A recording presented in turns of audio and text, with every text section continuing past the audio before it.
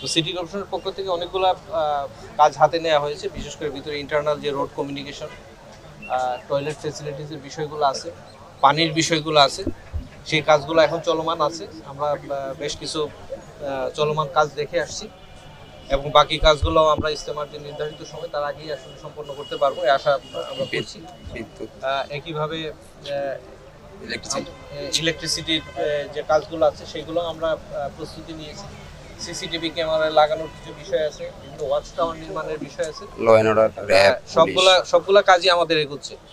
একই সাথে এই বছর আমরা ইজতেমার কর্তৃপক্ষের সাথে আলোচনা করে প্রতি বছর আমরা এখানে চটের ব্যবস্থা করি। তো এই বছর একটা ডিমান্ড ছিল যে আমরা যাতে চটের বদলে টিনের একটা ব্যবস্থা আমরা তাদেরকে করে দিই। তো সেই বিষয়ে আমরা উদ্যোগ নিয়েছি। আমরা আশা করছি যে তাদের চাহিদা অনুযায়ী যে টিন সরবরাহের বিষয়টি সেটাও আমরা নির্ধারিত সময়ের ভিতরে করতে পারবো। আমরা ইতিমধ্যে টেন্ডার করেছি, আমরা নির্ধারিত সময়ের আগে টিনগুলো পেয়ে যাব এবং অন্যান্য যেসব ফেসিলিটিস আছে সেগুলো আমরা ইনশিওর করছি।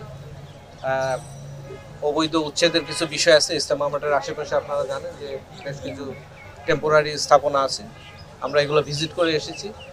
জেলা প্রশাসক আমাদের সাথে আছেন, উনি আগামী রোববার থেকে উচ্ছেদের কার্যক্রমটা শুরু করবেন।